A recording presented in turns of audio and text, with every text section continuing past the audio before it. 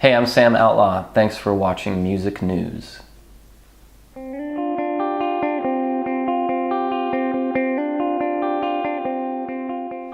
Okay, Sam Outlaw, it's great to see you. How you doing today? I'm good, thank you. Feeling good? You're just about to play Oslo in Hackney tonight. Yes, in a few hours. Yeah. Looking forward to the show? Yeah, man. Really looking forward to it. Been to that particular venue before? I have actually played the venue before. When we were here a couple months ago, we were here for the UK Americana Awards. Oh, yes. And they asked me to perform at the after party, or to basically be the after party. So me and my singer Molly, who I have here with me on this trip, we put together this great band of Brits to back us up, and we did 80s and 90s country covers. Yeah. So I've played it, and it's a great room. It is. It's a lovely place. Yeah. Relatively new, to be honest. Mm-hmm. Fantastic sound system. Yeah. And do you know the UK well yourself? I'm starting to get to know it because we've had quite a few trips to London in the last year and a half or so. So I'm becoming more familiar. I'm not going to pretend that I'm familiar with the whole city yet. It's still just kind of. I bet it's a big place. Yeah, I live in LA, which it's sprawling, but it's kind of more like little pockets. Whereas London just feels like this kind of massive, overwhelming stretch of city. Yeah, everything's conjoined in some right. way. Yeah. But your new album, Tenderheart's out on the 14th of April. Mm-hmm. Great title. Thank you. But great listen as well. What Thanks. can we expect? How would you summarize it? Ooh, just the greatest record of all time, probably. I think I've kind of been thinking about, now that I'm doing these interviews and stuff, it forces me to have to kind of, I guess, like you said, summarize the record. Yeah. I think it's, for me, it's connected to my debut album, Angelino, and that it's still country music. And it's still kind of like that, Southern California flavor that we established with Angelino, the last record. I think this one is a nice evolution, though. The front half of the record, like side A or whatever you want to call it, it's kind of the more tender and softer songs. And so the back half is kind of some of the more rockers. So I want to incorporate both, my love for country rock, the heyday country rock stuff, Eagles and Buffalo Springfield and Crosby, Stills and Nash. But I also wanted to, showcase, I guess, more of what I consider kind of my truest self, which is, I love soft music. I fell in love with James Taylor at an early age. Yeah. And so I think there's that side. And obviously with the name Tenderheart, I think tenderness is certainly a sonic description for a lot of the tunes in there. Yeah. Angelino was so well received. Was it a little bit of a daunting second album? Yeah, I guess I produced this new album myself. Yeah, so it sounds excellent. I have to thanks admit. a lot. Great job. Thank you. Well, a lot of that's thanks to my engineer, who was the guy that Ry brought in, that Ry Cooder brought in for the first record, Angelino. This guy named Martin Pradler. Yeah. And he's got a home studio in the San Fernando Valley. So for this record, I just called him up. I was like, "Do you want to make the record together? And I'll produce it, and we'll just see how it goes. And if it stinks, we won't put it out." So we started working just at his house in the valley. We'd literally set up drums in his living room, and we're all just circled up in his living room there. So it was kind of a DIY project, but he's got some good gear and it's good musicians. Yeah. So I think it ended up sounding quite nice. It certainly did. When you look at the album, Mm-hmm. do you sort of work on the album as a whole, or do you look at it as a collection of songs? I think it's well. both. I don't start off intent on having some concept album per se, but it's weird how you think it's just a random collection of songs, but then when they start coming together, you start to kind of pick up on little themes and you see how they kind of connect to each other. Yeah. So I initially had a completely different sequence for the album, a completely different order for the songs. And it felt good, but it didn't feel quite what I thought it should be. And then it wasn't until I kind of resequenced it and moved the songs around that all of a sudden the one led to the next, to the next, to the next, front to back in a way that felt true and felt felt really like the record. So I didn't start off with some master plan, but then it's weird how it kind of takes on a life of its own and fortunately I think fits together in a nice way. Yeah, absolutely. I like your expression, SoCal country. Yeah, I made that up. Yeah, I made that up. No, it's it really sums it up. Sun-drenched Southern California. Yeah. Has your sound benefited from not going to Nashville? Oh yeah. As a lot of people do. I mean, I think, you know, once you start playing out, you know, and you're in the public eye, you naturally, you want to try to find the things about yourself that make you, you. And I think if I was making country music in Nashville or, you know, North Carolina or Austin, Texas or anywhere else, I think it would be different sounding music. Growing up in Southern California, I think the landscape of Southern California and the hills and the water, you know, obviously we have the beaches and the mountains nearby and the desert, and even in LA, the sense of like, you know, people trying to pursue their dreams and dreams being crushed and dreams being realized, and the ghosts of old Hollywood. I think all that stuff seeps in your blood. So I consider what I'm doing, I started calling it SoCal country because, first of all, the term California country was already an established kind of subgenre. Yeah. And that more was to describe what, you know, people like Buck Owens and Merle Haggard were doing in the 50s and 60s.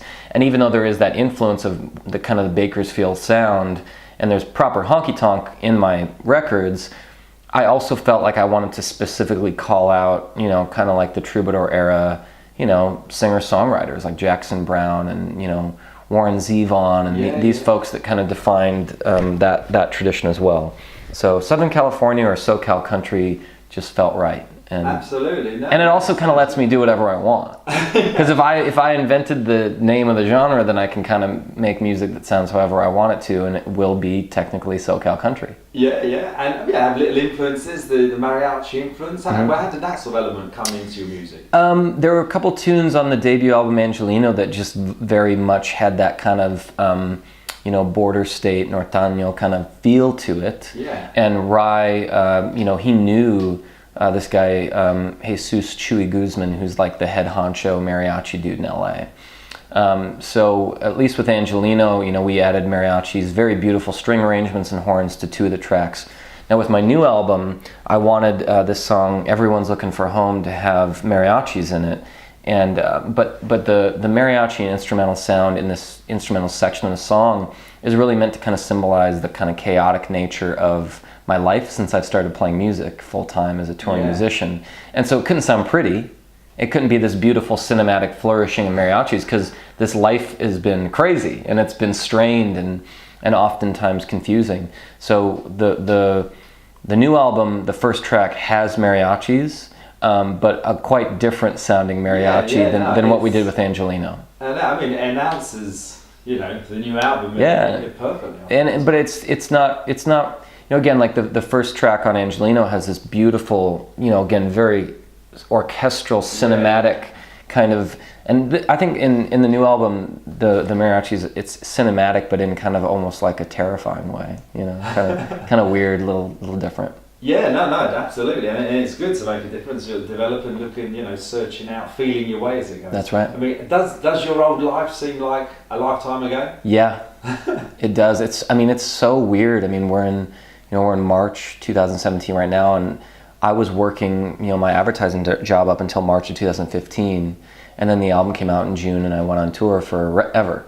Yeah. So I feel like I've been around the world a few times since then, and we've toured all over Europe and UK and Australia and all over North America a few times each. So it's been quite a ride. I mean, since then I've had my first child, and so that experience is obviously completely life-changing in a new way. So it's been a roller coaster. Absolutely. I mean, the album does take you through sort of a range of emotions. Yeah. What's the most emotional track on there for you personally? I don't know. I think there's a few that stand out to me as particularly connected to some kind of deep emotion. I think the first track, Everyone's Looking for Home, has got to be one of those. And it's because it's kind of, you know, it's a song to myself. It's a song I started writing about someone else, and then I realized as I was going through writing it, finishing it, arranging it, that this is really a song about me now. You know, it's kind of a song about how when you choose to pursue your dreams, you think that that's going to kind of solve your existential crisis, but that actually is just the beginning of the process of solving your existential crisis, because we all have it, and we're all looking for some kind of degree of familiarity, but you got to get out of your comfort zone to really live. So it's that conflict, right? We want to feel at home and we want to feel at peace, But if we stay in a place of peace, we'll probably not discover the deeper truths that we're meant to discover. I also think the song Tenderheart, the title track, I still don't even know what the song's about, because it kind of describes this character who's lost his love somehow, and he's now sitting alone in this bar, and we don't know if he's lost this love because he somehow messed it up and she got it, like kind of the one that got away, or if maybe they were together for a time and she passed away, but he hangs on to this tenderness and softness always for this love of his in his heart. So that song always kind of gets to me. And then I also think one of the last tracks, I think it's the last track, it's called Look at You Now. It's a very simple acoustic song that we actually took the iPhone demo that me and Molly just recorded into my iPhone the other year. We liked the sound of it. That's what you use. We literally just used the Yeah. iPhone demo, and we overdubbed some pedal steel and some upright bass and I think some drum brushes. And that song, again, I don't even totally know what the meaning of the song is. It seems to be something about kind of the danger of good intentions. The chorus is, God isn't really on your side, you just think he is. And I think growing up in a Christian home especially, and all that I've seen of people being so convinced they're right, and so self-righteous, and so sure of their own, moral superiority, and how much destruction that can lead to if you don't have humility. So I think that song for me is personally emotional for me, even though I don't even totally know. I think the song takes on different meanings at different times. I bet that's always a sign of a good song as well, obviously. Yeah, you hope, you want to keep it open for yourself and for others, Yeah. What are your musical ambitions? Well, I want to just be a good songwriter. I don't necessarily have monetary ambitions or even fame as a driver for me. Don't get me wrong, I'd take the fame and the money if it meant being able to pay my musicians better and have a proper, bust so that my band could be comfortable. I'd love to have more money so I could family better. But I'm not holding my breath for any kind of fame. I know that the current, state of the industry doesn't allow for a lot of, of this kind of music, let's say, to be on the radio or whatever.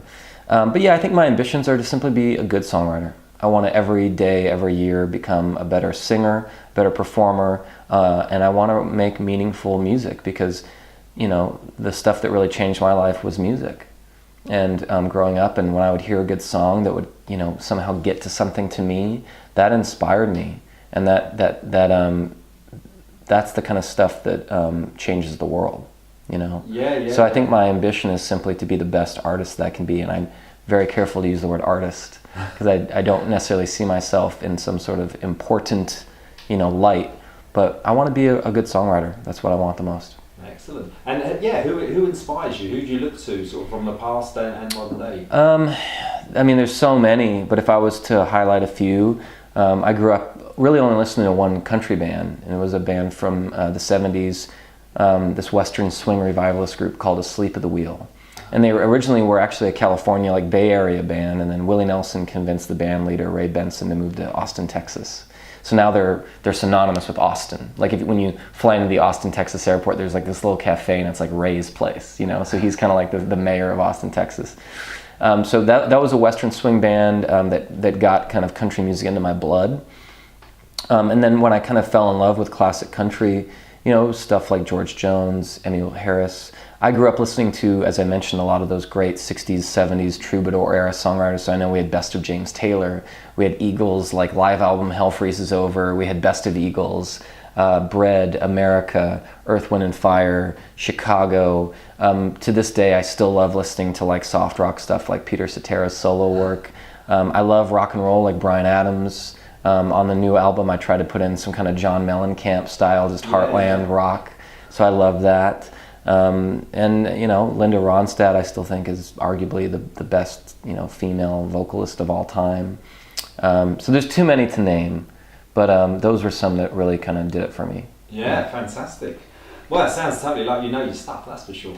I can fake it and pretend to be it. That's half the battle. Mm-hmm. And thanks a lot for your time. It's been an absolute pleasure. My pleasure. For somebody just getting into Sam Outlaw, and they've got to search for 3 tracks. So I'm speaking to 2 people right now. Okay. Oh yeah, true. What 3 tracks would you say? Search these out online and sort of sum up my Well, it music? depends. If the person is like a real country music purist and they need their country to have pedal steel and that stuff, on the new album there's a song called All My Life, which is just a great kind of sing-along country song.